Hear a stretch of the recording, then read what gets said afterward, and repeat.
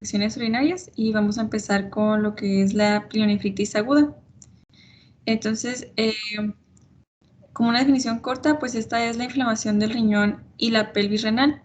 Y ya así más extensa, pues también se puede definir como un síndrome clínico que está caracterizado por escalofríos, fiebre y dolor lumbar asociados a una bacteriuria y una piuria, que esta combinación pues se considera muy específica de lo que es una infección bacteriana aguda del riñón.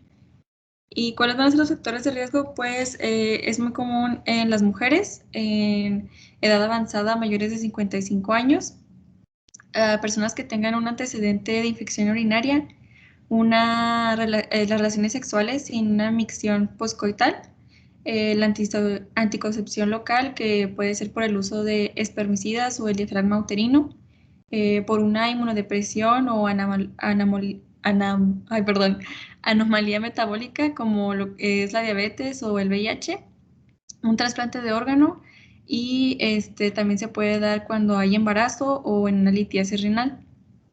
Aquí el organismo causante más común va a ser lo que es el E. coli. Este está presente en lo que es el 80% de los casos y entre las bacterias gram positivas vamos a tener lo que es el Streptococcus fecalis, el Staphylococcus aureus y en otras ocasiones se pueden dar otras entobacterias como son las Proteus mirabilis, las Klebsiellas o los enterococos. Y pues un poquito antes de pasar a las manifestaciones, en sí su etiología, pues se menciona que en condiciones fisiológicas las vías urinarias van a ser estériles, con excepción de lo que es la flora de la uretra distal, ya que esta pues va a estar colonizada por gérmenes digestivos, cutáneos y genitales. Y pues el huésped va a contar con numerosos factores que van a impedir la infección ascendentes, como lo que es la longitud de la uretra, la frecuencia de las micciones o la integridad de la mucosa vesical. Entonces, la infección comunitaria casi siempre se puede dar por un mecanismo ascendente, por lo que va a ser con una invasión de la vejiga por la flora uretral. Y luego, pues va a pasar a infectarse lo que es el riñón, y ya sea por una carencia de defensas o una estasis urinarias, o por lo que les mencionaba ahorita del embarazo, o en el caso de una glucosuria en la diabetes, pues se va a dar lo que es la implantación de una bacteria también, por lo general E. coli, en lo que es la flora uretral. Y pues en caso de la vía por contaminación hematógena, pues esta se observa en casos ya patológicos particulares, como puede ser la septicemia o en una bacteremia. Y en el caso de la vía linfática, pues esta se da, la mayoría de las veces se trata por un germen de la flora digestiva. ¿Le puedes dar la siguiente, por favor? Ahora sí, ya las manifestaciones clínicas pues van a presentar escalofríos, van a presentar fiebre de 37 grados centígrados o más, va a haber un dolor y una hipersensibilidad en lo que es la porción, en la parte lumbar o costovertebral, ya sea unilateral o bilateral. Y los síntomas acompañantes de las vías urinarias van a ser la disuria, el tenesmo vesical y la poliacuria. Siguiente, por favor. Hay un poquito, doctora, Sí. un poquito. Es suma importancia ver las manifestaciones clínicas que está describiendo su compañera, pero hay algo bien importante. Clínicamente, para poder describir o más bien para tener una certeza hasta cierto punto clínica, tiene que haber dolor en la fosa renal. Si no hay presencia de dolor, si hay solamente fiebre y síntomas del tracto urinario inferior, como lo describe su compañera, no podemos decir que clínicamente hay una pielonefritis. Acuérdense que cuando vimos la clase de sintomatología, que vimos eso de semiología, vimos que la causa del dolor renal es la distinción de la cápsula renal.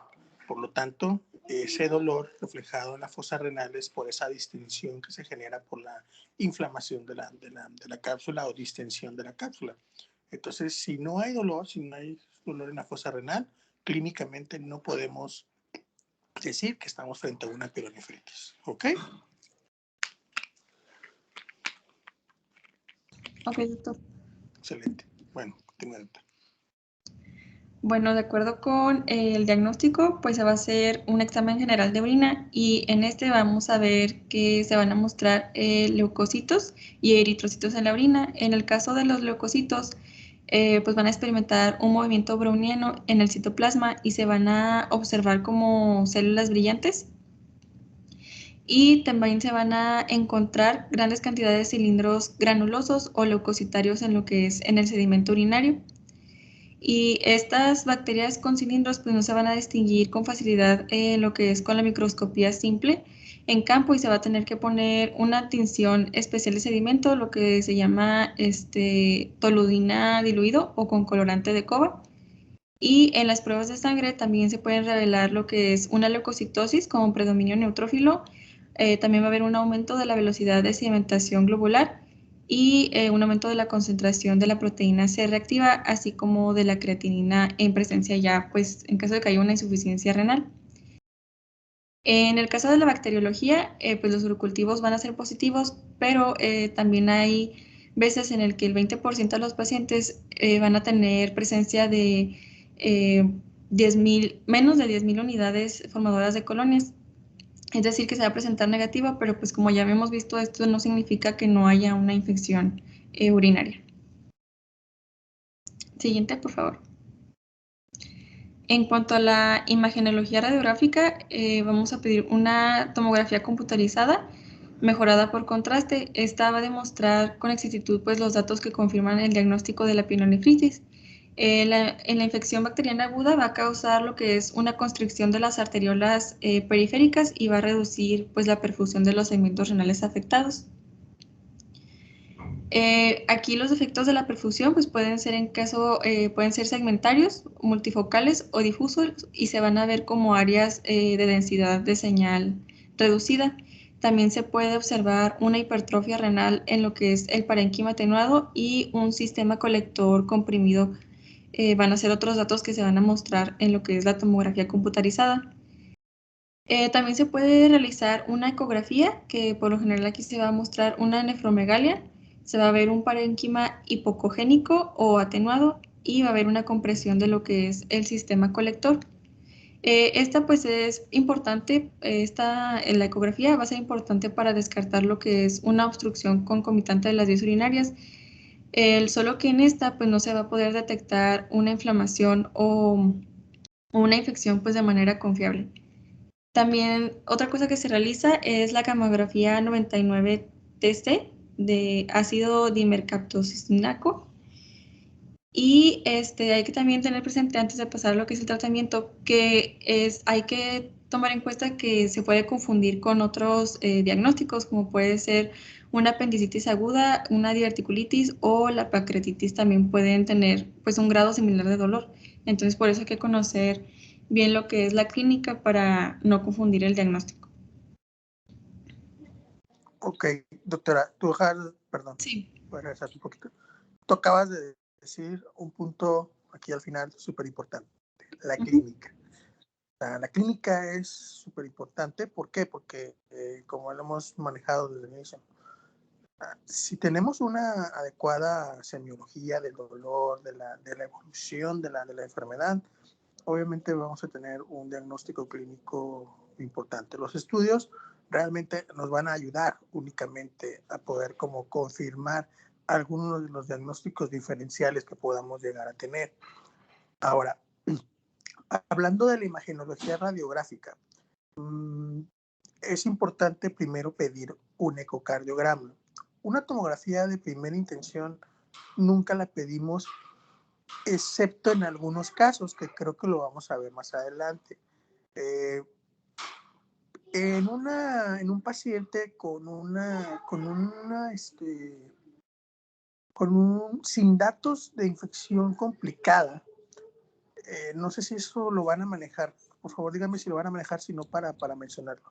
Si van a decir Pues, cuáles son los factores de infección complicada, o ya los dijeron, no recuerdo. no. No, Lo que ¿verdad? yo había visto era de que la tomografía computarizada se hacía cuando el paciente no respondía al tratamiento. Esa es una. A lo que voy es que, por ejemplo, hay factores, voy a detener un poco, pero es parte del tema. hay factores que se consideran como de una infección complicada, ¿sí? O sea, ¿cuándo es una infección urinaria complicada? Número uno es un paciente con alguna anomalía anatómica o funcional. Ustedes descubren que el paciente tiene una estenosis ureteropiélica, una estenosis de uretra, una hiperplasia benigna de próstata obstructiva y que de eso sea la causa de infecciones. Una causa funcional, por ejemplo, pacientes con vejigas neurogénicas, pacientes con problemas de vaciamiento vesical, son pacientes que tienen anomalías funcionales. Otro factor de riesgo es, por ejemplo, el paciente niño, el paciente adulto mayor, hombres, el paciente embarazadas, pacientes con alguna enfermedad de inmunocompromiso, que estén tomando medicamentos que alteren el sistema inmune, inmunosupresores, pacientes diabéticos, pacientes con insuficiencia renal, pacientes con que ya vengan con tratamiento previo, pacientes que tengan antecedentes de algún procedimiento urológico, o sea, que se haya invadido la vía urinaria. Todos esos son factores para que ustedes puedan considerar que sea una infección de vías urinarias complicada. Entonces, cuando a lo mejor están frente a esa situación y ven un cuadro clínico, pues, importante, una sintomatología importante, pues entonces ahí sí estaría indicado hacer la tomografía. Pero si no hay ninguno de esos factores y tenemos que es un paciente con una clínica muy característica, una infección primaria, no ha habido otra infección, probablemente podemos iniciar únicamente con el puro ultrasonido, ¿no? Aunque, como ya lo habíamos visto en la clase de estudios, sabemos que el ultrasonido tiene un pequeño defecto. Es un estudio que es operador dependiente. Y como yo les había mencionado en su momento, o sea, uno debe de aprender a interpretar el estudio. Hace rato en la mañana, Diego, estábamos en la consulta y estábamos viendo un ultrasonido y le comentaba, le digo, mira, digo, o sea, ve cómo hay una cierta irregularidad en el borde del riñón. Digo, esos son cambios crónicos, esos son cambios de una persona, era una paciente de 64 años, que pues obviamente pues, o sea, tenía cambios crónicos, pero ella no tenía clínica. En el reporte seguramente va a decir pielonefritis crónica y a lo mejor uno basándose en eso va a decir, ah, caray, no, pues hay que darle tratamiento. Pero uno ve su examen general de orina negativo, no hay nitritos, no hay leucos. La clínica no hay sintomatología urinaria irritativa, no hay dolor, no hay fiebre. Entonces, a lo que voy con todo esto es que hay que hacer todo un conjunto hay que hacer una buena conjuntación, no se me va la palabra ahorita, tener congruencia clínica, pues tanto con la cuestión de síntomas, la cuestión de estudios, porque muchas veces nada más vemos el estudio, o a veces nada más vemos el reporte, y en base a eso queremos dar tratamiento, ¿no? O sea, tenemos que ver las dos cosas para poder tomar una decisión de cómo vamos a manejar a ese paciente. Entonces, de primera intención yo les diría, si no hay ninguno de estos factores que les mencioné de infección complicada, de antemano primero un ultrasonido, ¿sí?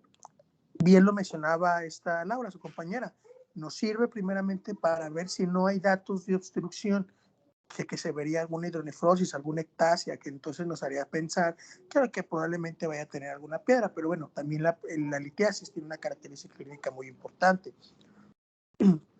Y básicamente es ahí. Ahora, el gamagrama generalmente se reserva, o al menos en la práctica, se hace, por ejemplo, en niños que tienen reflujo vesicoureteral, que han estado teniendo cuadros infecciosos y que se quiere ver qué tanto se ha dañado el parénquima renal por esas infecciones. Generalmente ahí es cuando lo utilizamos. En adultos tiene una función muy limitada, la verdad nula, casi no lo pedimos, es raro, a menos que tú veas un riñón que ya no esté funcional, bueno, pides un riñón, pides un gamagrama más bien específico para ver función renal, porque el compuesto que su compañera ahí nos describe, el tecnesio 99 con DMCA, que es el ácido dimercaptosuccinato, ese es el DMCA, ese solamente tiene una buena concentración a nivel de la corteza y nos permite ver si ya hay daño en la corteza por la función por las infecciones, perdón, crónicas. Entonces, eso es básicamente lo que quería. No sé si me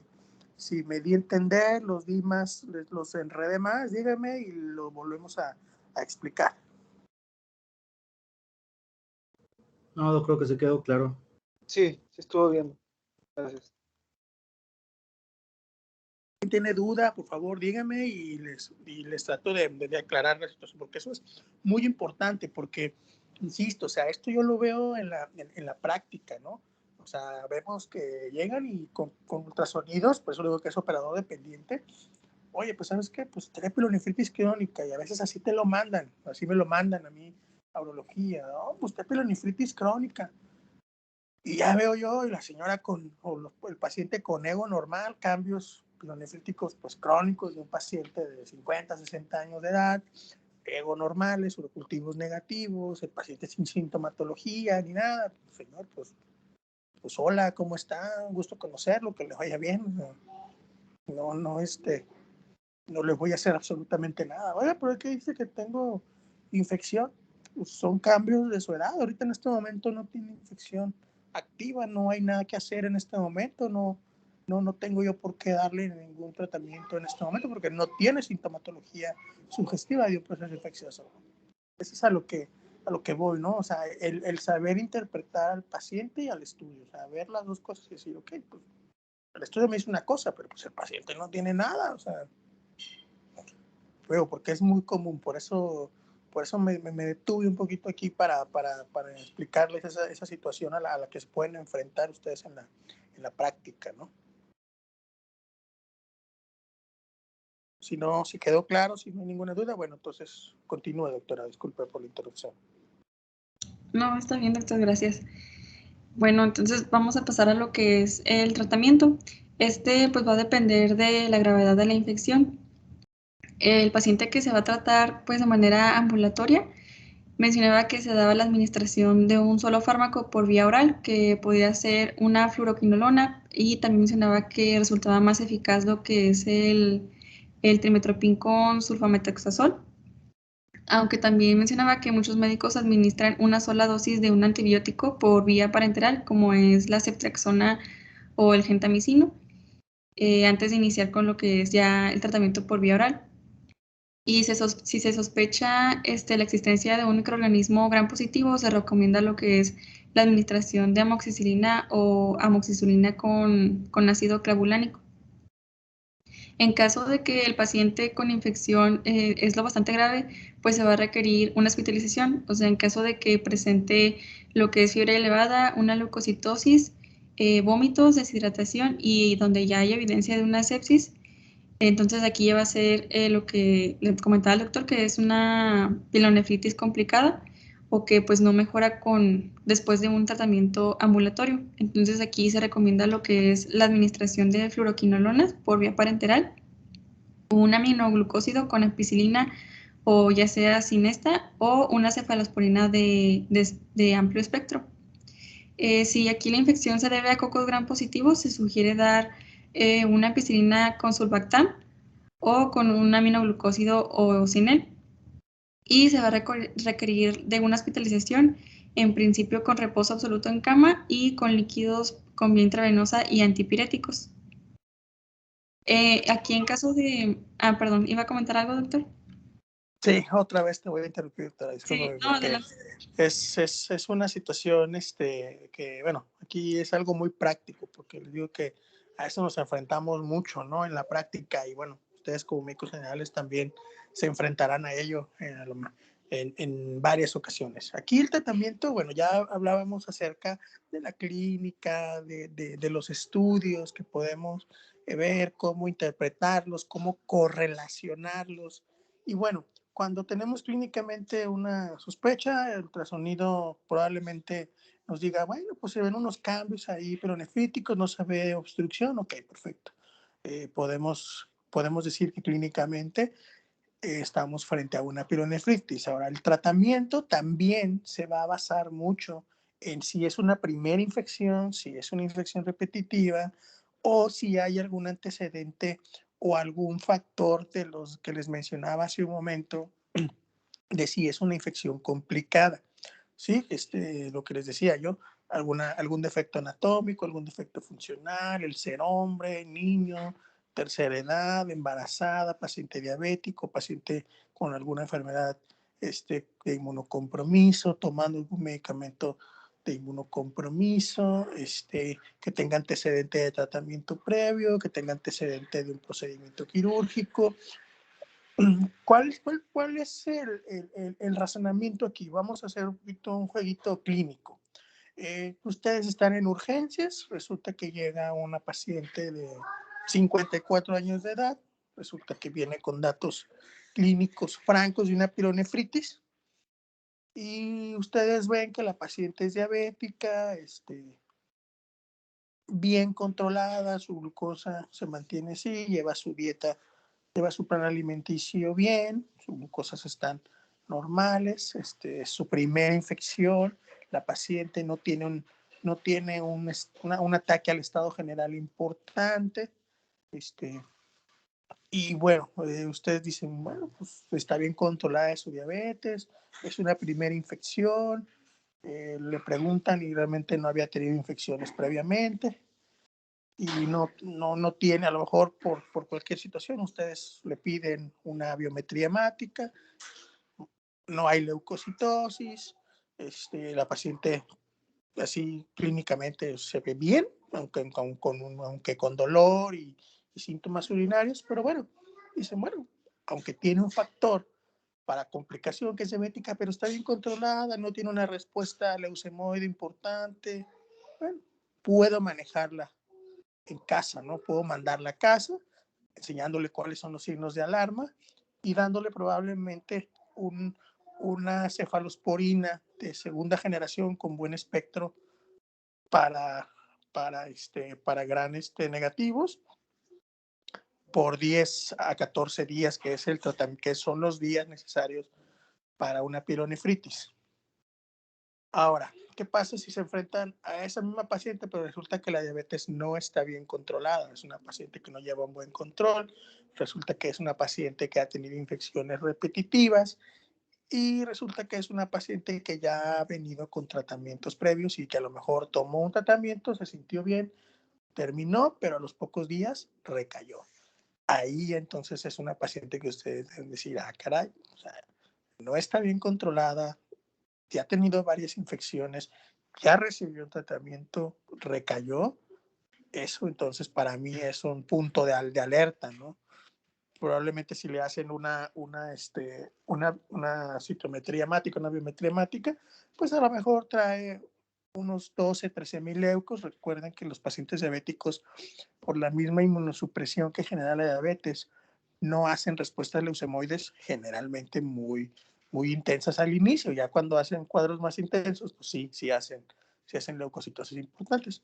Entonces, ahí es cuando uno debe decir, ¿sabes qué? Esta paciente tiene algunos factores de riesgo que no me gustan como para que se vayan a su casa. Bueno, mejor la manejo unos días de manera hospitalaria, le pongo sus medicamentos de manera intravenosa, antiinflamatorio, la hidrato, le pongo antipirético si tiene fiebre, le pongo un analgésico desinflamatorio en caso de que traiga mucho dolor y su antibiótico. La vigilo 48, 72 horas, ya no hay fiebre, ya no hay signos de respuesta inflamatoria, incluso la leucocitosis al segundo o tercer día bajó, que le vaya bien. Listo, alta, y seguimos con el tratamiento vía oral hasta completar. Si le dejaste 3 días con medicamento intravenoso, 7 días más de antibiótico de vía oral, más o menos en el mismo espectro de lo que usaste en tu hospital. Si utilizaste quinolonas, por ejemplo, pues obviamente debes de continuar quinolonas. Si utilizaste cefalosporinas, pues hay que utilizar cefalosporinas vía oral para el ingreso, ¿no? Y obviamente pues con signos de alarma, ¿no? Y invitarla o invitar a esa persona pues para que haga un buen control glucémico, porque si no, obviamente, la recaída va a ser la regla, ¿no? Entonces, ese es como que un panorama al cual ustedes se pueden enfrentar. De antemano yo les puedo decir una cosa, las fluoroquinolonas ya tienen una alta tasa de resistencia, al menos en la práctica. Yo siempre comienzo, si es que no hay alergia, generalmente siempre comienzo con una cefalosporina de tercera generación, ya sea cefotaxima o ceftrexona. Es con lo que yo inicio generalmente, ¿sí? Y obviamente su manejo antipirético es paracetamol. Si hay dolor, utilizo ya sea un desinflamatorio. Trato de no usar tanto ketorolaco. El ketorolaco tiene un efecto más renal y tiene un poquito más de daño. Y con eso, y lo vamos hidratando, y a las 48, 72 horas valoro, y ya veo que no hubo fiebre, después está bien, leucos bajaron, bueno, que le vaya bien. Listo, medicamentos y oral, cualquier cosa pues regrese, ¿no? Pero realmente ya no debería tener ningún problema, ¿no? No sé si más o menos quedó un poquito explícito cómo es algo práctico, pues, un caso práctico, pues. Sí, Bueno, sí, doctor. ok, ya. Continúe, doctora, perdón. No, está bien, gracias. Bueno, y pues aquí les puse una tabla de las dosis, donde menciona, pues en circunstancias ambulatorias, pues va a ser vía oral, y los medicamentos que se pueden dar con sus respectivas dosis, y con la duración de 10 a 14 días. En caso de hospitalizada, pues la vía que se va a usar va a ser parenteral, y también van a ser con una duración de 14 días. Y en el caso de que esté embarazada, se puede usar por vía parenteral u oral, y también se van a usar por 14 días, pero si se fijan, pues los medicamentos cambian, no son los mismos. Entonces, pues también hay que tener en cuenta eso a la hora de dar los medicamentos. Siguiente, por favor.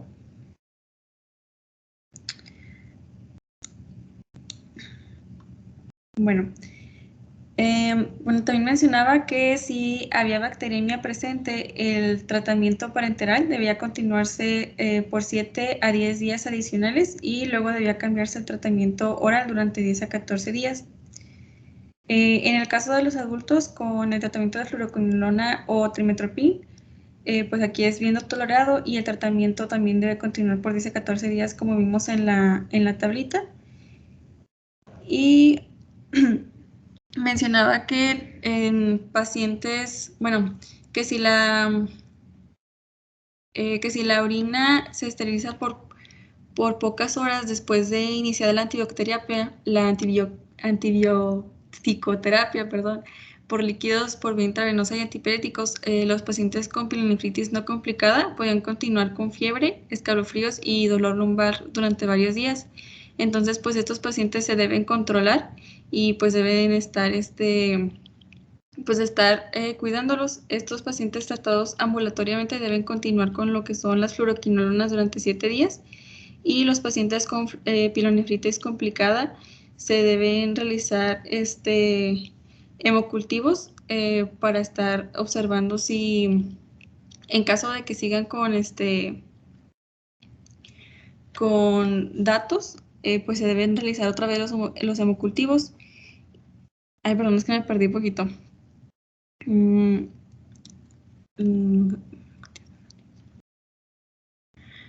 Sí, mencionaba que si los hemocultivos son negativos por 2 o 3 días, se debe continuar con el tratamiento parenteral, y esto pues va a ser suficiente. Una vez ya finalizada la terapia parenteral, pues se va a continuar con lo que es un tratamiento con antibiótico apropiado por vía oral, lo que puede ser una fluoroquinolona o trimethoprim, o amoxicilina con ácido clavulánico. Esto en dosis completas y durante 10 a 14 días. Ahora sí, siguiente, por favor.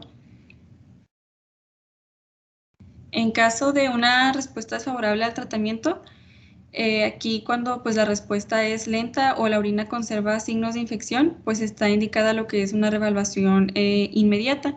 Entonces es lo que mencionaba, de que se deben de repetir lo que son los uricultivos y los hemocultivos, y se deben realizar pues modificaciones a lo que es el tratamiento con antibiótico. Y también aquí mencionaba que se debía realizar lo que es una tomografía computarizada para identificar si hay una obstrucción no sospechada, o en caso también de una urolitiasis o una malformación anatómica que tenga el paciente, o el que haya pues otro tipo de malformación que no se haya visto antes. Y en un paciente con fiebre de más de 72 horas de evolución, pues la tomografía computarizada va a ser la más útil para excluir una obstrucción o identificar lo que son infecciones renales y perirrenales. En el caso del seguimiento, pues se deben repetir los urocultivos durante el 5º al 7º día del tratamiento y entre 10 y 14 días tras su suspensión para asegurar lo que son las vías urinarias que permanezcan libres de las infecciones. Aquí es importante mencionar que entre el 10 y el 30% de los pacientes con una pielonefritis aguda pueden presentar una recidiva después de un tratamiento de 14 días.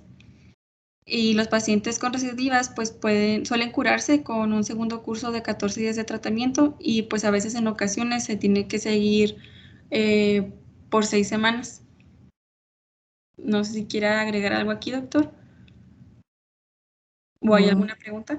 Aquí, bueno, hay que tener en cuenta que pues estamos hablando de un paciente grave, ¿no? Generalmente, cuando nos enfrentamos a ese tipo de gravedad, siendo francos, es un paciente que va a la terapia intensiva, ¿no?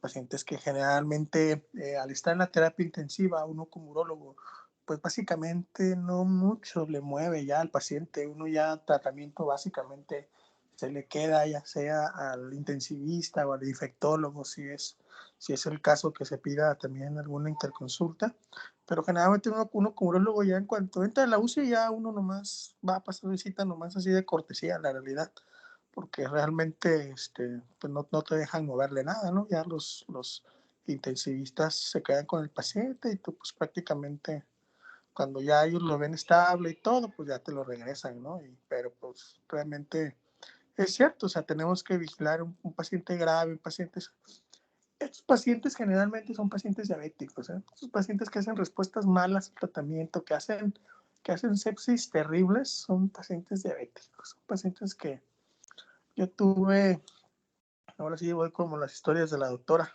como su compañera, de Frida.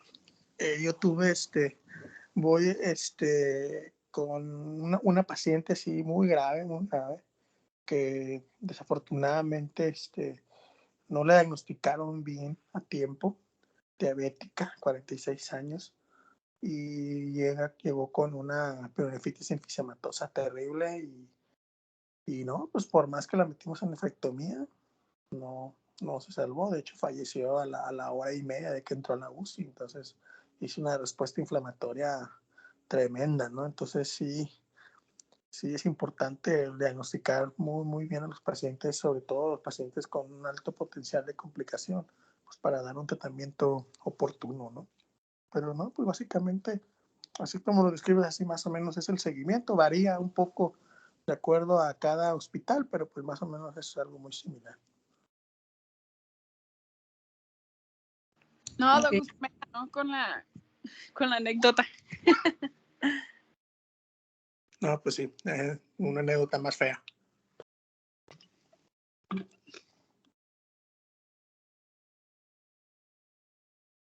Sígale otra, o quien le vaya a seguir. Ok. Siguiente, por favor. Bueno, y aquí les puse un diagrama que viene como más resumido, que bueno, dice si hay signos y síntomas de pielonefritis, como fiebre, dolor lumbar o leucocitosis, y no hay sepsis o náuseas ni vómitos, pues se va a realizar lo que es un urocultivo. Se va a hacer la evaluación radiológica opcional para descartar agravantes, como pueden ser la obstrucción en los cálculos, y se va a dar un tratamiento ambulatorio de 7 a 10 días, como una fluoroquinolona. En caso de sepsis, pues se va a evaluar radiológicamente en busca de factores agravantes. Se va a hacer un hemocultivo y urocultivo y se va a hacer un tratamiento ya internado de 14 a 21 días y el tratamiento va a ser por vía parenteral. Se va a dar ampicilina más gentamicina, una fluoroquinolona o cefalosporinas de tercera generación. En el caso de que no haya sepsis y haya mejoría dentro de 72 horas, pues va a pasar a tratamiento por vía oral y en caso de que se haya iniciado como parenteral. Se va a hacer un cultivo a los 14 días de iniciado el tratamiento y a los 14 días de finalizado el tratamiento y también se va a hacer una evaluación radiológica si corresponde. En caso de que no haya mejoría, pues se va a hospitalizar al paciente ambulatorio, se van a revisar los cultivos y los antibiogramas y se van a drenar obstrucciones o abscesos en caso de que haya. Y pues en el caso de la sepsis, si hay mejoría dentro de 72 horas, pues se va a hacer lo mismo que en la que no había sepsis. Y si no se observa mejoría, pues se va a hospitalizar al paciente y se van a realizar cultivos y antibiogramas y se va a drenar obstrucciones o abscesos en caso de que haya habido. Ahora sí, siguiente. Bueno, vamos a ir con el siguiente padecimiento, que es la pielonefritis crónica. Esta se define como el resultado de una infección renal repetitiva que lleva a una cicatrización o una atrofia del riñón y posteriormente puede llegar a una insuficiencia renal. Esta se mencionaba que era muy común en niños y que había una fuerte correlación entre lo que es la cicatrización renal y las infecciones urinarias recurrentes. Aquí mencionaba que la cicatrización renal era inducida por las infecciones urinarias y que esta era un poco rara en los adultos, pero que sí, los niños eran muy susceptibles a este daño. Y de acuerdo con la manifestación de esta, no decía que carecía de síntomas y que el diagnóstico por lo general era incidental, o sea que se hacía cuando se iniciaba una investigación radiológica para evaluar complicaciones relacionadas con la insuficiencia renal, como lo es la hipertensión o trastornos visuales, pues esta se diagnosticaba como por accidente, o, pues sí, incidentalmente. Siguiente, por favor. Bueno, en el caso del diagnóstico, pues aquí las características fundamentales van a ser una asimetría y una irregularidad de los límites renales. También va a haber un redondeamiento y la dilatación de uno o de varios cálices. También va a haber un hallazgo de cicatrices corticales y también pues esta va a haber una cicatriz localizada en lo que es un cáliz deformado. Y en las pielonefritis que ya estén avanzadas, pues se va a mostrar ya una distorsión y una irregularidad del cáliz. Y pues mencionaba que se podía realizar lo que es una pielografía intravenosa o lo que es una tomografía computarizada. Y lo que iba a mostrar era un riñón pequeño o atrófico en el lado que vaya a estar afectado y se van a ver como ciertas depresiones. En el caso de la cicatrización, pues va a haber renal y burda y focal y va a haber un abultamiento en el cáliz subyacente. Estas depresiones van a ser planas de base ancha con forma de Y y con una base granulosa de color rojo amarronado. Y pues con frecuencia estas cicatrices por lo regular las vamos a ver en lo que son en los polos y se van a asociar con un redondeamiento de los cálices. El parénquima se va a ver delgado y va a perder lo que es el límite córtico-medular. También mencionaba que se podía identificar lo que es un infiltrado intersticial de los linfocitos, plasmocitos y también se podían las células polimorfonucleares. Espera. Me salió algo de los virus. Y también mencionaba que se podía hacer lo que es el ácido dimercatosucinaco, que es la imagen que vemos aquí, en el que nos ayuda para localizar lo que es la cicatrización renal.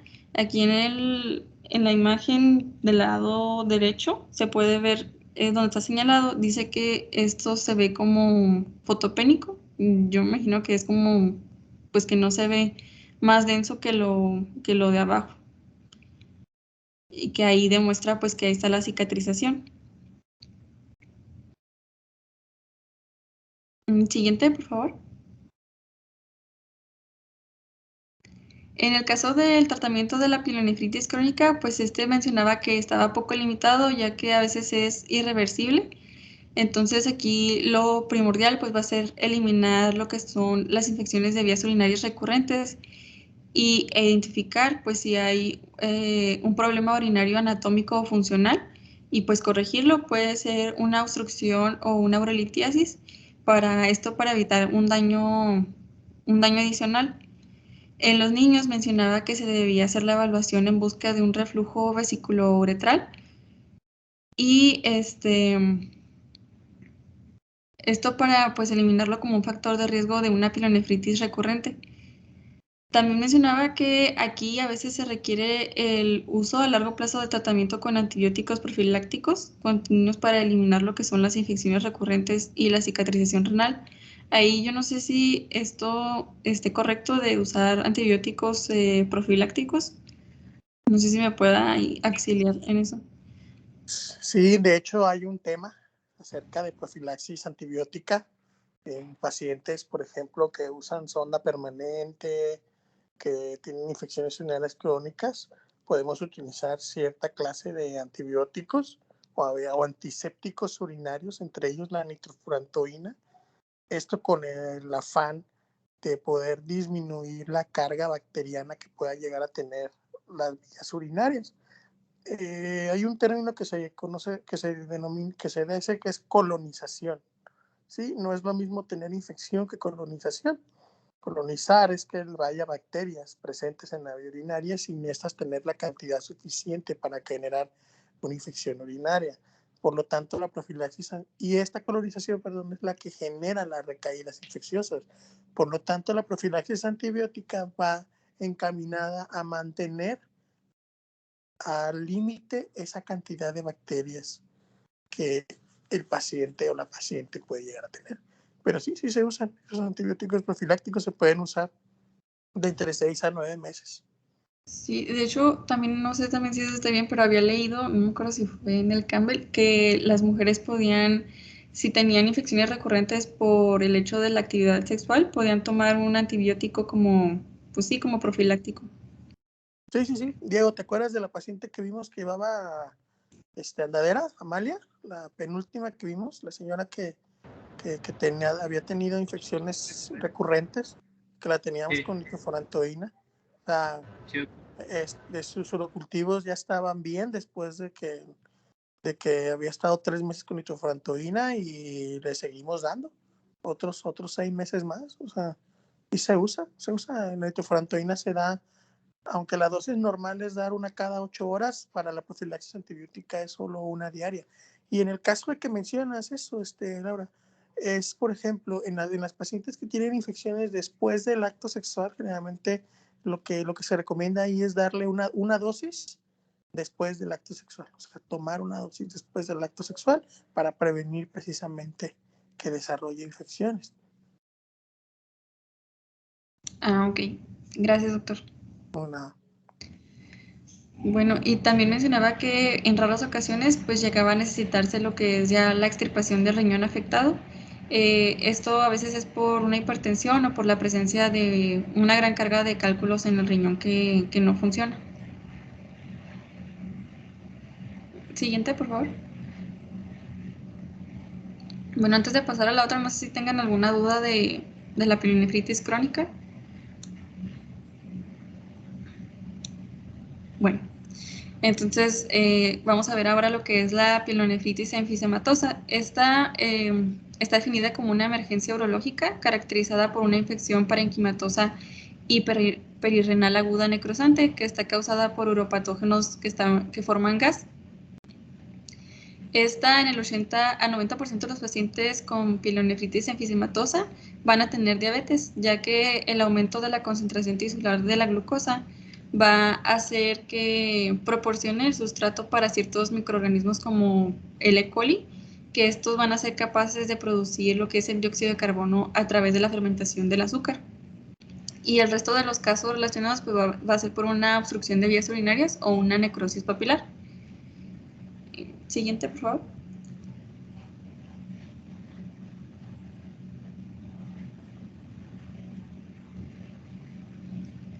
Bueno, en el caso de la etiología, aquí yo lo puse porque para entenderlo un poquito mejor, mencionaba que este padecimiento comienza la infección del riñón por un tipo de bacterias formadoras de gas anaerobias. Las más comunes son las Enterobacteriaceae, que son bacilos gram negativos, o también se puede presentar el E. coli. Entonces, aquí las bacterias van a utilizar la glucosa como su fuente de energía y van a emplear lo que es la vía de glucólisis de Embden-Meyerhof. Y esta vía pues va a permitir la producción de moléculas de ATP y las va a convertir en lo que es el NAD, el dinucleótido de nicotinamida adenina, y después lo va a reducir a NAD y va a producir lo que es el piruvato. Después la bacteria, la Enterobacteriaceae, utiliza lo que es la fermentación ácida mixta con glucosa para producir un ácido fórmico, y después va a disminuir lo que es el pH y pues va a haber una acumulación de ácidos. Ya cuando el pH esté en 6 o menor, algunas bacterias formadoras de gas, como lo es la E. coli, van a convertir este ácido en lo que es el dióxido de carbono e hidrógeno, y pues va a haber una degradación de los restos necróticos del tejido y va a participar la producción de gas, y pues va a haber una presencia de lo que es el nitrógeno, el oxígeno y el amoníaco. Entonces aquí estos defectos del sistema de eliminación van a favorecer pues el secuestro de gases y se van a acumular en lo que es el parénquima renal. Entonces va a haber una disminución de la perfusión sanguínea y se va a asociar con lo que es una infección necrótica. También puede haber una microangiopatía diabética y una posible obstrucción del sistema excretor, y va a haber un incremento de lo que es la secreción y de los exudados renales. Entonces va a haber una acumulación gaseosa que va a contribuir a un exceso de glucosa en la sangre y en la orina, con una glucosilación de la anhidrasa carbónica que va a reducir pues su actividad y va a obstaculizar lo que es la transformación del dióxido de carbono en bicarbonato. Entonces, en conjunto, mencionaba que había 4 factores implicados en esta patogenia, que es la infección por una bacteria que va a formar gas, una concentración tisular de alta glucosa, un defecto de la perfusión del tejido, y va a haber una alteración de la respuesta inmune. Siguiente. Gracias. Entonces, las manifestaciones clínicas más comunes va a ser la fiebre, va a presentar un dolor en la fosa renal y va a haber vómito. También puede presentar hematuria, pero decía que a veces esto era cuando comprometía lo que es el sistema colector. En el caso del examen de laboratorio, mencionaba que iba a presentar una leucocituria, una hematuria, una proteinuria mayor a 3 gramos sobre decilitro, y en el cultivo iba a ser positivo en la mitad de los casos. En caso de confirmar una sepsis, vamos a encontrar leucocitosis con 12.000 milímetros cúbicos o una leucopenia inferior a 4.000 milímetros cúbicos. También va a haber un aumento de la velocidad de sedimentación globular, y en caso de que ya haya una sepsis grave, pues va a presentar hiperglucemia, elevación de urea y creatinina, que va a presentarnos como una insuficiencia renal, una acidosis metabólica o una trombocitopenia.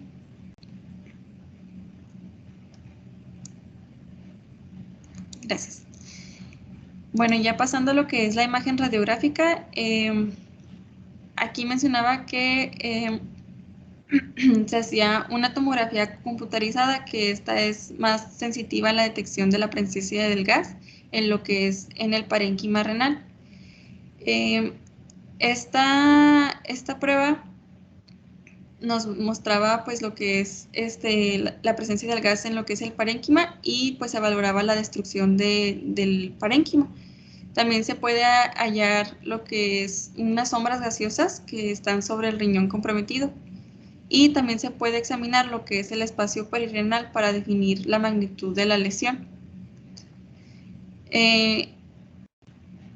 Y pues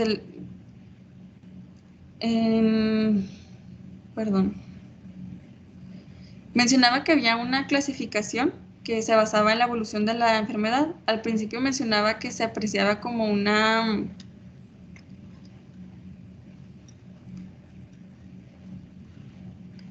Ay, permítanme un tantito.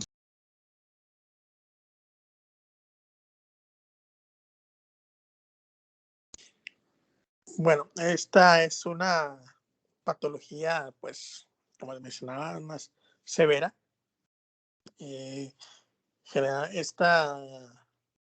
Este diagnóstico se hace únicamente así con una certeza muy amplia con una tomografía.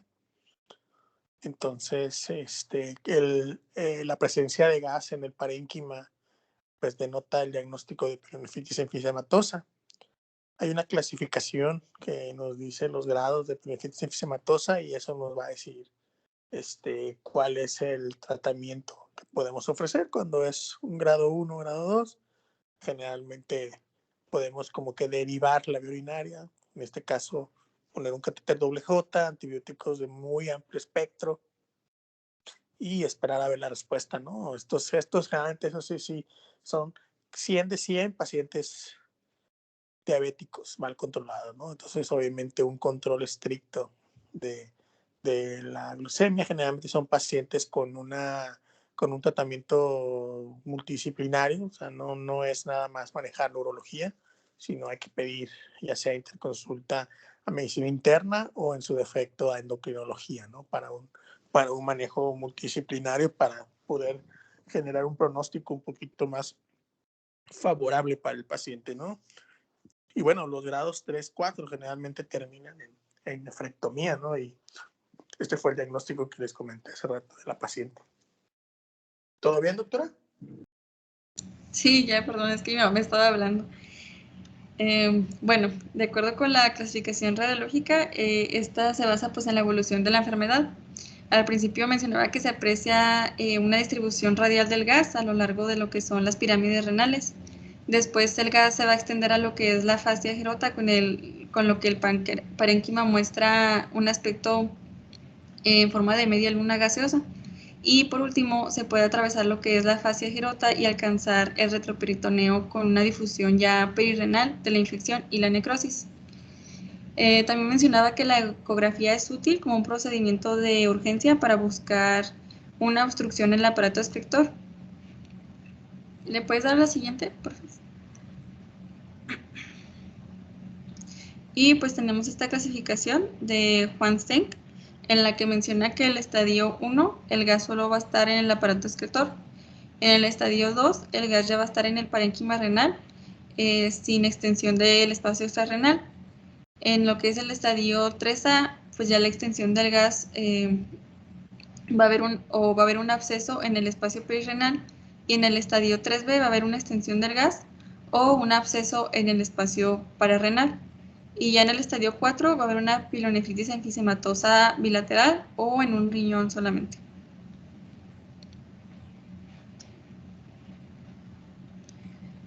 Bueno, en el tratamiento, pues como ya había mencionado la definición, esta es una emergencia quirúrgica. Aquí, pues la mayoría de los pacientes presentan una sepsis y hay que darles una reposición hídrica y una administración de antibióticos de amplio espectro. La antibioticoterapia empírica, esta debe consistir en lo que es una cefalosporina de tercera generación o un imipenem, una fluoroquinolona o un aminoglucósido.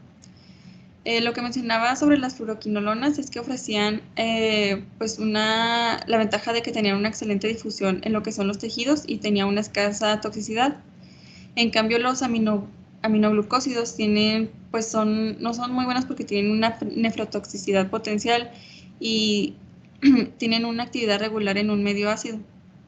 Entonces, estas se van a dar como dosis diarias únicas durante un intervalo máximo de 5 días.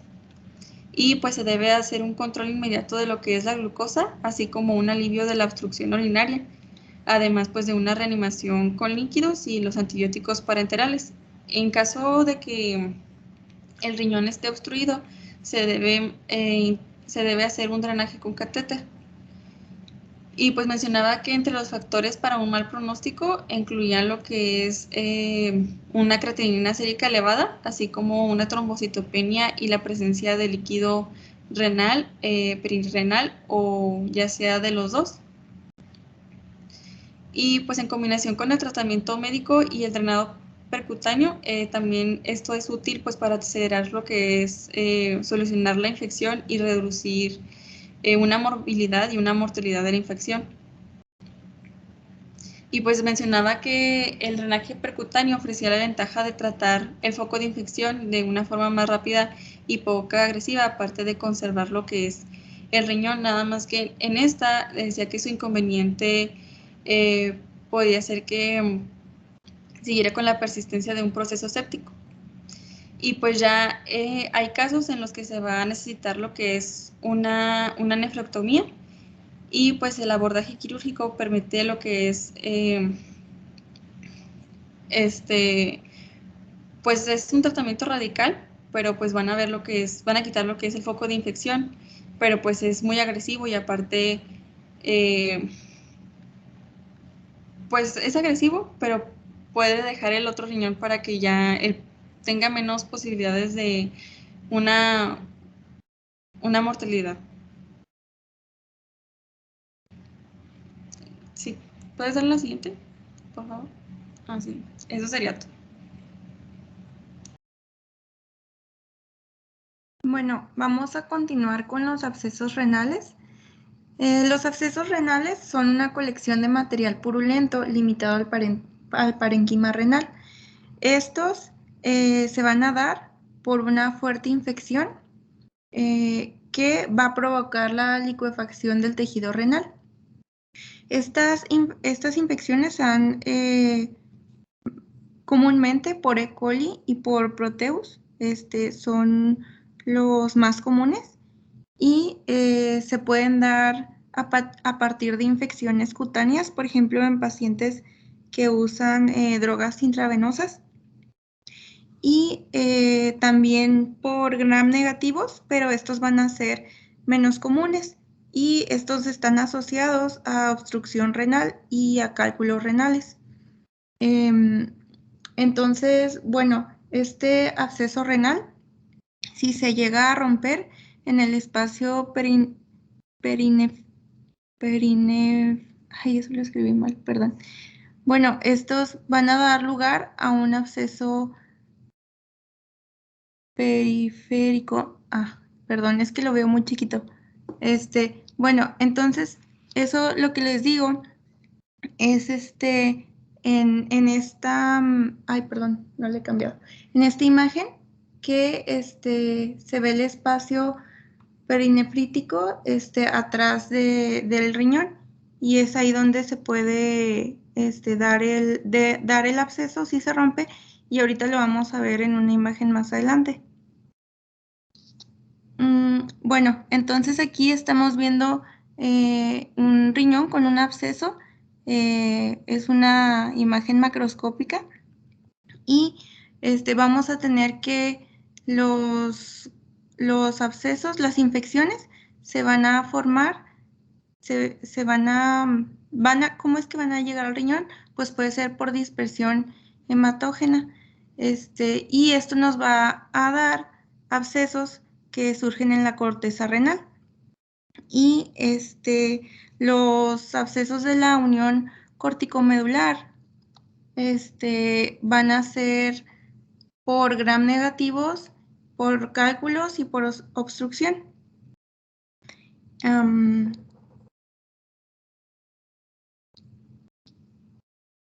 Bueno, y ¿cuáles son los factores de riesgo para desarrollar un absceso? Pues van a ser los pacientes diabéticos que están sometidos a hemodiálisis, igual por una vía sanguínea, pueden ser más propensos a esta infección. Como les comentaba, el uso de drogas intravenosas, la obstrucción de vías urinarias, los cálculos renales, y en general los pacientes diabéticos, aunque no estén sometidos a hemodiálisis. Bueno, entonces los signos y síntomas van a ser fiebre, dolor en fosa renal o abdomen, escalofríos, disuria, malestar en general, pérdida de peso y masa palpable en el flanco, que esto puede o no estar presente. Y bueno, el diagnóstico, pues podemos usar el examen general de orina. En el 75% de los pacientes van a presentar leucocitosis. El hemocultivo puede o no ser positivo, solamente en el 50% de los hemocultivos se van a encontrar los organismos causantes, y también el urocultivo, solo en el 35% se van a identificar los organismos causantes. Se puede o no presentar piuria y bacteriuria, y ahí va a depender si son gram positivos o gram negativos, si se va a presentar la bacteria en el urocultivo o no. Los gram negativos sí suelen presentarse en el urocultivo, y los gram positivos normalmente no se presentan. Y en cuanto a la ecografía y a la tomografía, la ecografía, pues tenemos que es el método más rápido y económico, pero la tomografía va a ser el procedimiento de elección. Igual en cualquiera de estas vamos a poder distinguir los abscesos de otras nefropatías inflamatorias. Y en la ecografía vamos a ver lesiones anecoicas o con densidad baja y refuerzo posterior. Y en la tomografía vamos a ver un riñón hipertrofiado en etapas tempranas. Vamos a ver una masa con un anillo, que esto es el signo del anillo, que se debe al aumento de vascularización en la pared del absceso. Vamos a ver engrosamiento de la fascia de Gerota, disposición en silla de montar de grasa periférica y obliteración de los planos de tejido suave circundante.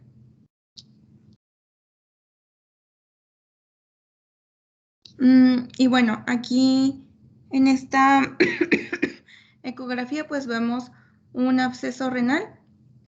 Este es un riñón derecho que muestra un tumor hipoecogénico. Y pues ahí lo vemos, es lo que nos están marcando las flechitas blancas. Y bueno, aquí en esta tomografía vemos un absceso renal agudo. Es una tomografía sin contraste de riñón derecho que nos muestra nefromegalia derecha. Y pues ahí es lo que vemos con las flechitas blancas, está bastante claro. Y bueno, el tratamiento aquí va a depender del tamaño del absceso. Primeramente, vamos a dar un tratamiento empírico con antibióticos de amplio espectro, como ampicilina, vancomicina, aminoglucósidos, cefalosporina y cefalosporinas de tercera generación. En los abscesos que son menores de 3 centímetros, se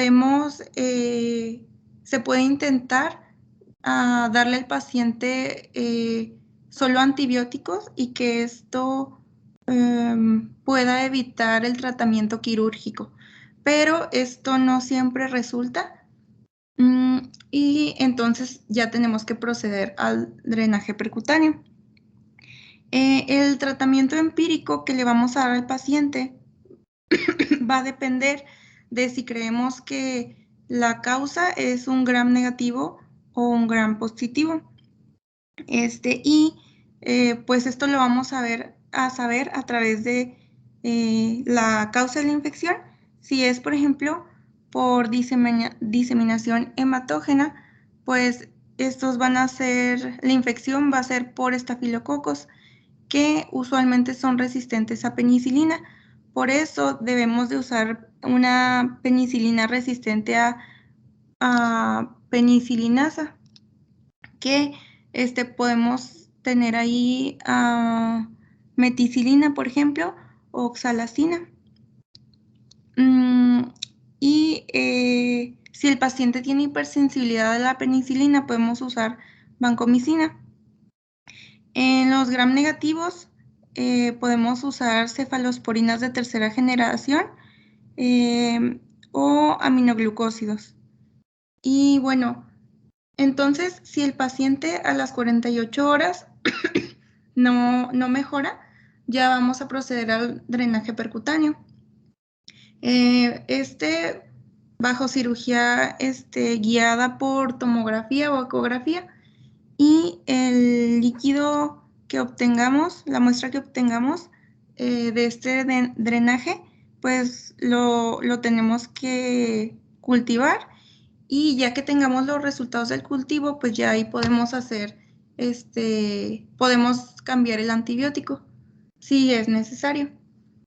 Y vamos a tener que, para los abscesos que son de 3 a 5 centímetros, ahí directamente vamos a pasar al drenaje percutáneo, y cuando son mayores de 5 centímetros al drenaje quirúrgico.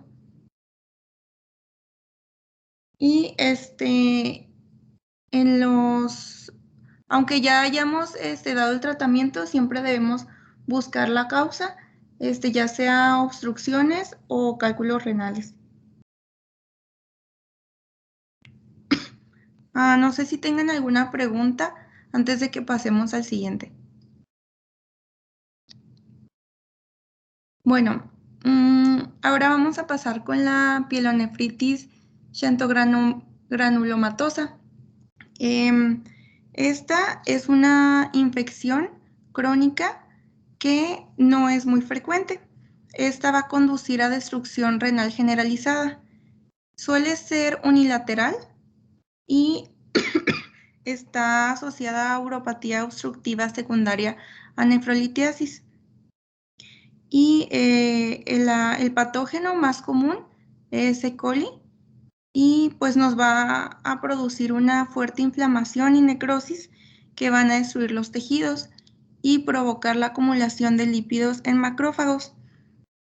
Esta acumulación de lípidos en macrófagos es a lo que se le llaman las células xantomatosas, que son histocitos cargados con lípidos esponjosos. Entonces, de ahí viene el nombre de este padecimiento. Estos histocitos no son únicos de esta enfermedad, pero sí son característicos. Entonces, esta va a ser una respuesta inflamatoria aguda dentro del huésped, dentro de un riñón obstruido, isquémico o necrótico. Y bueno, aquí vemos una vista macroscópica del interior de un riñón y también del exterior. Creo que se ve muy pixeleado, pero bueno, el daño puede ser segmentario o generalizado. Lo más común es que sea generalizado, o sea, de todo el riñón. Se va a presentar litiasis y fibrosis, cálices dilatados como un material purulento y papilas necrosadas.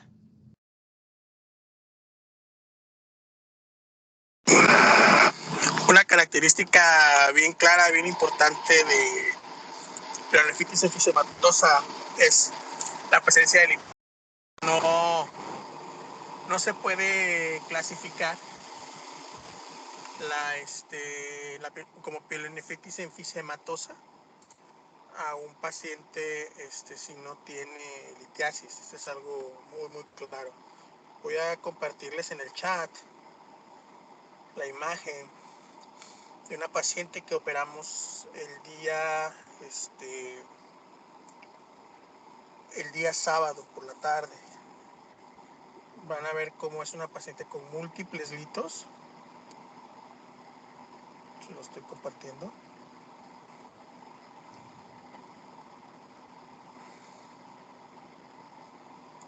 Y esa es una pielonefritis xantogranulomatosa. ¿Sí están viendo el chat? Sí, doctor. Sí, doctor. Miren, y esa es la tercera imagen, es la imagen del riñón. Así como lo sacamos, vean, tenía como dos perforaciones, por decirlo así, en la parte de enfrente, por donde salía pus. Entonces, vean como una característica bien importante es eso precisamente, la presencia de litiasis. Si no hay litiasis, generalmente no. Entonces la imagen tomográfica que ustedes están viendo, tanto en corte axial en la primera foto como en la segunda, es, bueno, la primera foto es corte axial y la segunda es la foto en corte coronal. Es clásico de uniformes cortos. ¿Qué les parece? Y es una cirugía relativamente muy complicada de realizar. O sea, no es una cirugía técnicamente difícil, no es sencillo. Duramos casi 3 horas y media en hacer esa nefrectomía. Por lo difícil que es hacerlo. Sígale, doctor. Ok.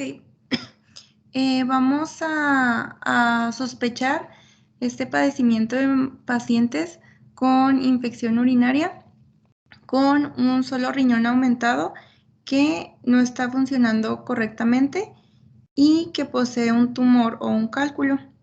Los pacientes van a presentar dolor lumbar, fiebre, escalofríos, masa palpable en flanco, que igual esto no se presenta siempre, y el 35% de los pacientes van a tener antecedente de urolitiasis. Y también algunos pacientes pueden presentar, aunque no es tan común, hipertensión, hematuria, hepatomegalia. Y los pacientes que tienen más riesgo son los pacientes diabéticos. También esta enfermedad predomina en pacientes de sexo femenino y puede ocurrir a cualquier edad, pero se presenta más comúnmente en la 5ª a 7ª década de la vida. Bueno, para el diagnóstico, en el examen general de orina podemos encontrar leucocitosis y proteinuria. En el análisis de suero sanguíneo podemos encontrar anemia y en el 50% de los pacientes también disfunción hepática. Como normalmente es unilateral, no suele haber disfunción renal ni azoemia, y en el cultivo de orina, pues lo más común va a ser E. coli y Proteus. También los pacientes pueden no presentar bacterias en el urocultivo y esto puede ser porque hayan recibido algún tratamiento antibiótico recientemente o en ese momento. Y en cuanto a los estudios de imagen, la tomografía es la técnica más útil y en esta vamos a encontrar masa heterogénea reiniforme, cálices dilatados o abscesos y parénquima renal con lesiones con la densidad del agua. Vamos a encontrar la triada clásica, que es nefromegalia unilateral con función escasa o nula y cálculos en la pelvis renal. La ecografía va a mostrarnos un aumento del tamaño del riñón, tumores hipogénicos llenos de líquido que corresponden a cálices dilatados con dendritos en su interior o focos de destrucción parenquimatosa. Y los abscesos se suelen confundir con tumores renales. Y cuando el daño es localizado, se puede identificar un tumor sólido solo en un segmento del riñón, con un cálculo asociado al sistema colector. Y bueno, aquí en la imagen, pues es parecida a lo que nos mandó el doctor en WhatsApp, y pues aquí vemos una tomografía que muestra cálculos en el sistema colector y en el parénquima, que son los de las flechitas negras, y el absceso perinéfrico es donde está la letra A. Entonces, pues si se fijan, se parece bastante a lo que nos mostró el doctor. Y también me encontré que hay un signo que se llama el signo de pata de oso, que en la imagen anterior que les mostré no se me hizo que se viera tanto, pero tal vez en la que nos mandó el doctor, creo que se parece más. Entonces, nada más es un signo que es pues característico de los abscesos renales. Y bueno, el tratamiento va a depender de si es parcial o generalizado. Entonces se puede hacer una nefrectomía parcial o la nefrectomía puede ser con incisión de todo el tejido afectado. Y en cuanto a antibióticos, ahí en las referencias que yo encontré había como controversia en si se debían usar o no. Algunos decían que sí eran útiles, algunos decían que no. Entonces no sé, pues, cuál sea lo que usted haga, doctor, en estos casos. De lo del antibiótico, siempre, ¿eh? Siempre, siempre, siempre. Obviamente, el que tú mantengas o tengas impregnado a tu paciente de antibiótico previo a cualquier procedimiento de este tipo, siempre será beneficioso de alguna manera, ¿no? O sea, el riesgo cero nunca existe, ¿no? O sea, siempre va a haber un riesgo, obviamente siempre hay que tratar de minimizarlo. Obviamente a este paciente se les explica que pues obviamente la cirugía es altamente compleja. Por ejemplo, esa paciente que vimos, que les enseñé por WhatsApp las imágenes, ella la vimos desde el jueves pasado. Vimos que traía 8.8 de hemoglobina, traía tipos de coagulación un poquito alterados, glucosa alterada. Entonces, lo que es, como no venía grave, pues obviamente no venía subida con compromiso, pues lo que se decidió fue impregnar el antibiótico precisamente, transfundirla, mejorarle las condiciones metabólicas. Medicina interna estuvo trabajando ahí en controlar la glucemia, en controlar toda la respuesta inflamatoria, los antibióticos, y fue que la operamos hasta el sábado por la tarde, o sea, ya que estaba bien preparada, o sea, no nos metimos así nada más. Entonces, fue una cirugía difícil. El hecho de haberla tenido ya impregnada siempre es importante. Hay unas guías clínicas, o más bien unas guías de práctica clínica que están en internet, están en la Sociedad Europea, la Sociedad Americana de Urología, y ahí te marca cuáles son las pautas para cada procedimiento que hagas, qué debes de hacer para prevenir las infecciones complicadas, ¿no? Una sepsis, básicamente cómo prevenir una sepsis. Entonces sí, el uso de antibióticos siempre es recomendado en este tipo de casos. Ok, muchas gracias, doctor.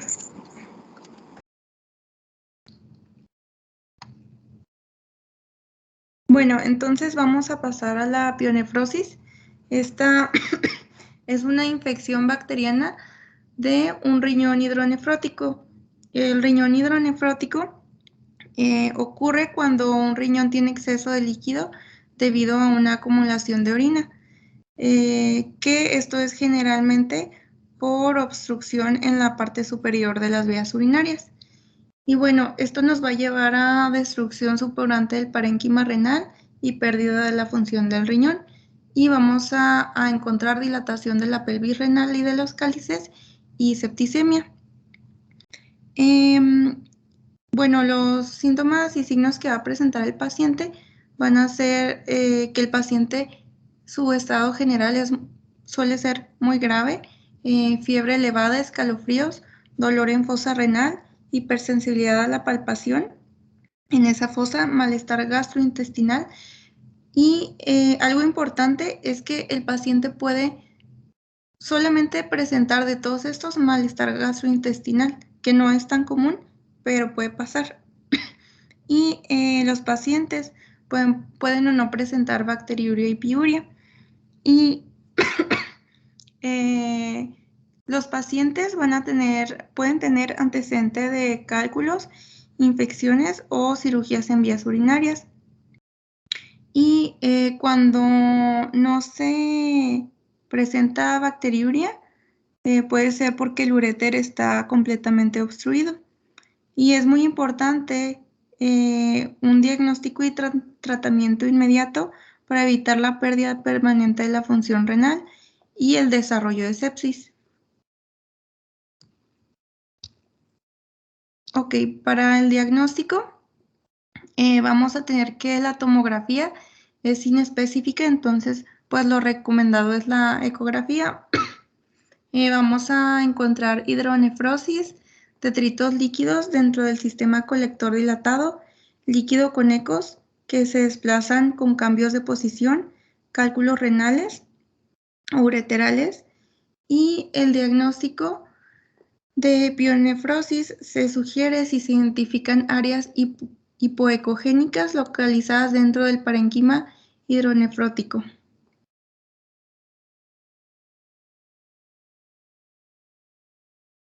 Y bueno, en esta imagen, pues vemos una ecografía con pionefrosis. Vemos una imagen ecográfica longitudinal del riñón derecho que muestra el complejo colector central ecogénico. Y pues ahí las flechitas nos indican tabiques ecogénicos radiados. Y bueno, la verdad, a mí se me complica un poquito ver las ecografías. Creo que de todos los estudios es el que se me hace más difícil. Entonces, pues no sé, doctor, si a lo mejor nos podría guiar un poquito en eso, porque yo no le entiendo mucho a las ecografías. Sí, en la imagen que estás mostrando, si se fija, se ve una especie como de habichuela ahí en la imagen donde está la C. Y hay una pérdida, no sé si recuerdan la imagen del ultrasonido normal. Es que te entiendo, ¿no? Si en forma presencial es difícil entenderlo, de manera así virtual pues todavía es más complicado, ¿no? Pero por ejemplo, ahí lo que se observa, como podemos ver, pues está la C, pues es una pérdida totalmente de la ecogenicidad del riñón, ¿no? Un riñón se ve, a ver, déjame ver si puedo aquí.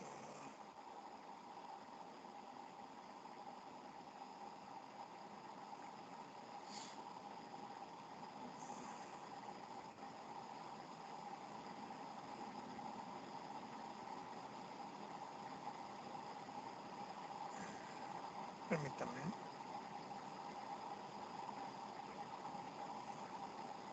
Miren, vamos al WhatsApp para ver si puedo explicarles. Ahí les va la foto. Por ejemplo, la imagen que les estoy poniendo en WhatsApp. Ese es un riñón normal. Lo más importante cuando veamos una ecografía es valorar los bordes. O sea, si ustedes se fijan, se ve una parte negra o más bien hipoecogénica y una imagen hiperecogénica central que se ve como blanca, que esa es como la médula, donde ya queda el sistema colector. Y la parte que se ve hipoecogénica o negra, por decirlo así, es la parte de la corteza renal. Entonces, la imagen que está en la presentación, pues ustedes pueden ver cómo pues no hay pues, o sea, esa imagen está completamente perdida. La imagen hipoecogénica que ustedes ven, pues está ahí comprometiendo todo el sistema y eso es gas, pues, o sea, a veces se puede confundir con hidronefrosis. Por eso es que en esos estudios el estudio ideal para el diagnóstico es la tomografía, por ejemplo. Les voy a poner la imagen, por ejemplo, de una tomografía de una pielonefritis enfisematosa. Vean. ¿Ya la vieron? O sea, Sí. es un corte sagital de una pielonefritis enfisematosa. Aquí va el corte axial.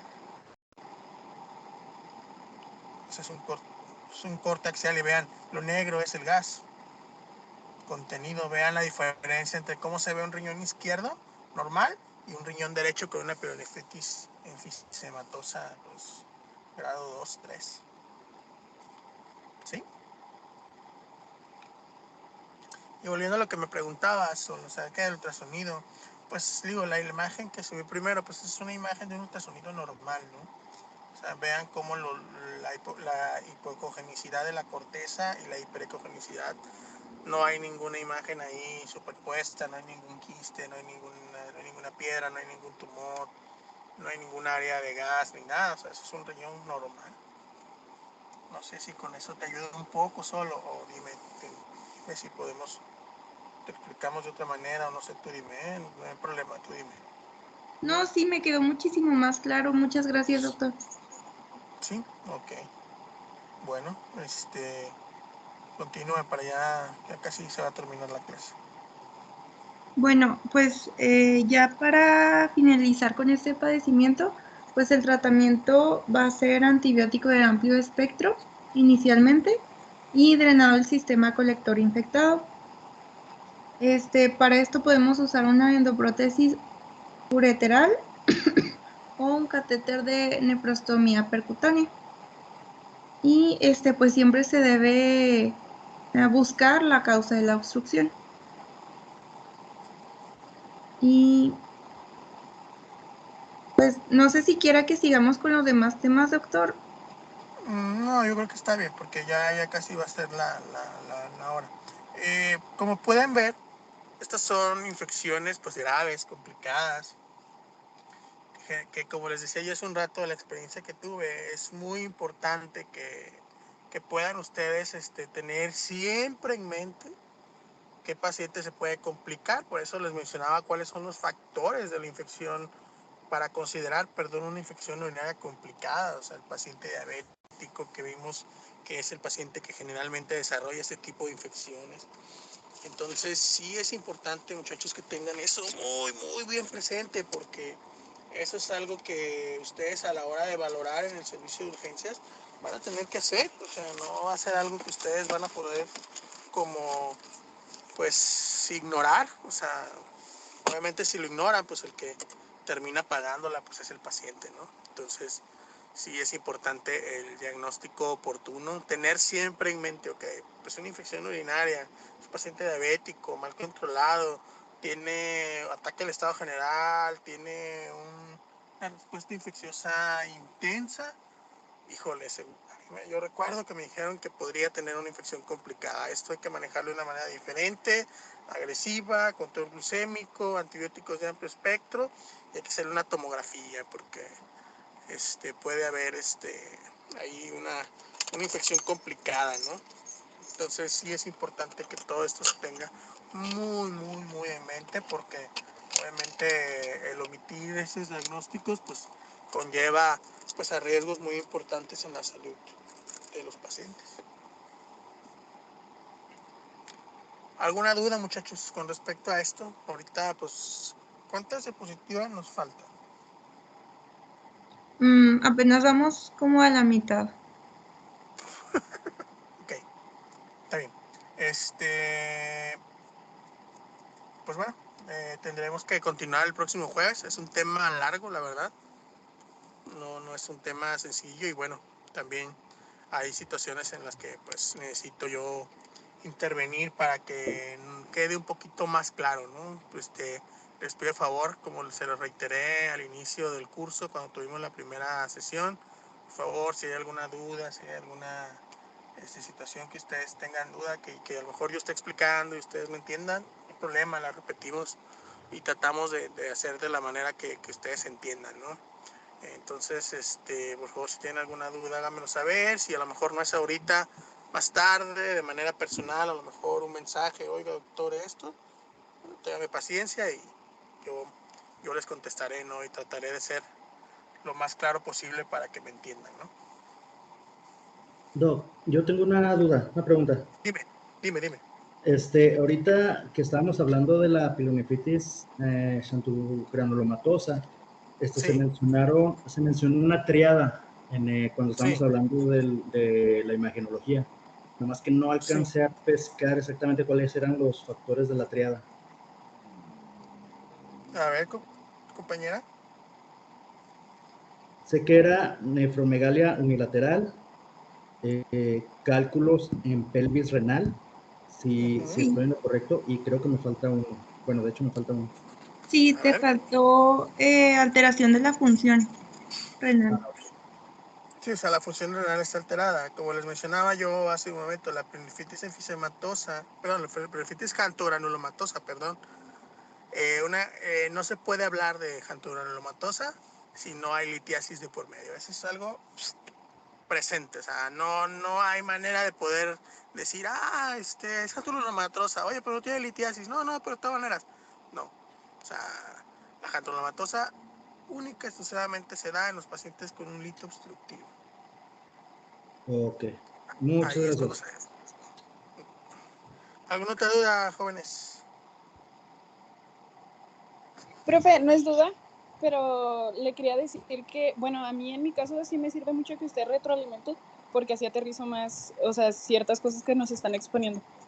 Claro, no, de hecho, esa es mi manera como de trabajar, por decirlo así, ahorita en las clases virtuales. Digo, Diego, que es el primer alumno en año y medio de pandemia que le toca ir, pueden decirle que creo que aprendió un poquito más ahorita que fue.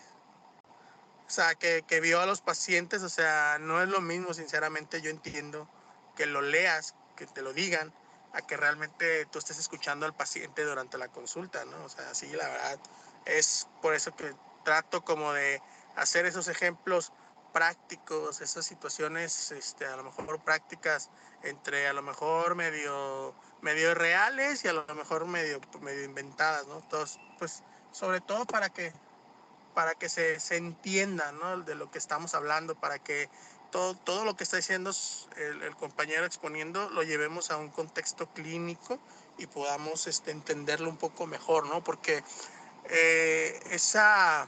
yo siempre, por ejemplo, cuando me ha tocado hacer, bueno, que han sido 4 años seguidos, que he sido sinodal de los exámenes profesionales de ustedes, de los muchachos que egresan, yo siempre les he dicho, muchachos, lo más difícil en medicina es esa correlación clínico-diagnóstico-terapéutica. O sea, cómo reúno mis síntomas, cómo genero diagnósticos sindromáticos, cómo genero diagnósticos diferenciales, cómo genero mis estudios que voy a pedir para descartar y cómo llego al tratamiento. O sea, esa parte es lo más difícil. Uno puede memorizar, uno puede saberse hasta el número de la página donde está el tema y eso, pero esa situación, la correlación de cómo tomas tus síntomas, cómo haces diagnósticos sindromáticos, diagnósticos clínicos, diagnósticos diferenciales, y en base a eso pides estudios diagnósticos,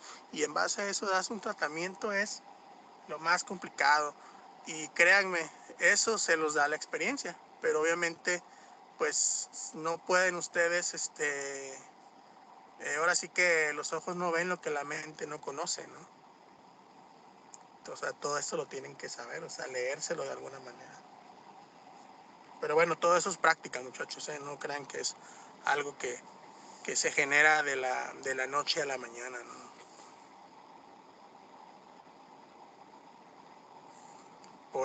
Seguramente Diego les dirá, no, pues es que a mí ya me cayó un poquito más el 20, pero porque él escuchó a los pacientes, ¿no? Él ya vio algunos pacientes ahorita en la mañana y ya más o menos él agarró la onda en ciertas cosas, pero bueno, ya tuvo el contacto con el paciente.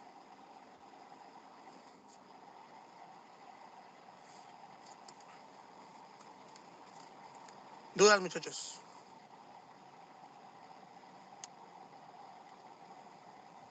Creo que todo bien, Doc.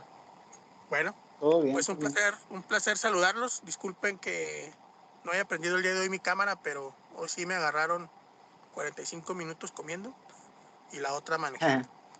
Entonces, de todas maneras, pues aquí estuve al pendiente de ustedes. Nos vemos el próximo jueves, con el favor de Dios. Cuídense mucho y gracias por conectarse y pasen buena tarde. Gracias, Doc, igualmente. Igualmente, hasta luego. Muchas gracias, Gracias, doctor. doctor. Nos vemos el jueves. Bye.